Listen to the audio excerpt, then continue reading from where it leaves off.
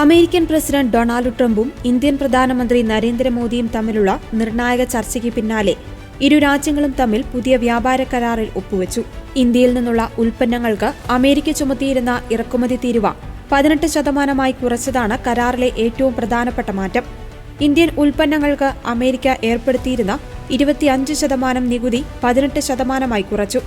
ഇത് പാകിസ്ഥാൻ അടക്കമുള്ള അയൽരാജ്യങ്ങൾ നേരിടുന്ന നികുതിയേക്കാൾ 19% കുറവാണെന്നതും ശ്രദ്ധേയമാണ്. മെയ്ഡ് ഇൻ ഇന്ത്യ ഉൽപ്പന്നങ്ങൾക്ക് ഇത് വലിയ ഗുണകരമാകും. അതേസമയം റഷ്യയിൽ നിന്ന് എണ്ണ വാങ്ങുന്നത് ഇന്ത്യ നിർത്തുമെന്ന് ട്രംപ് അറിയിച്ചു.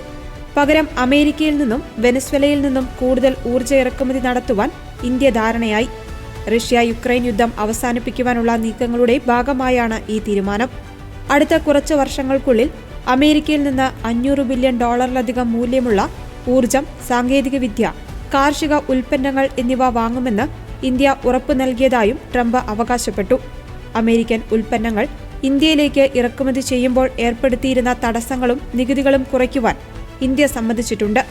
ബൈ അമേരിക്കൻസ് എന്ന നയത്തിന് ഇന്ത്യ വലിയ പിന്തുണയാണ് നൽകുന്നത്. തന്റെ സുഹൃത്തായ ട്രംപുമായുള്ള ചർച്ച വിജയകരമായിരുന്നുവെന്നും ഇന്ത്യൻ ഉൽപ്പന്നങ്ങളുടെ നികുതി കുറച്ചത് 140 കോടി ജനങ്ങൾക്കും ഗുണകരമാകുമെന്നും പ്രധാനമന്ത്രി നരേന്ദ്രമോദി എക്സിൽ കുറിച്ചു. കഴിഞ്ഞ കുറച്ചു കാലമായി നിലനിന്നിരുന്ന വ്യാപാര തർക്കങ്ങൾ പരിഹരിക്കുവാനും ഇരു രാജ്യങ്ങളും തമ്മിലുള്ള സാമ്പത്തിക ബന്ധം കൂടുതൽ ശക്തമാക്കുവാനും ഈ വിൻ വിൻ കരാർ സഹായിക്കുമെന്ന് കേന്ദ്രമന്ത്രി അശ്വിനി വൈഷ്ണവും വ്യക്തമാക്കി.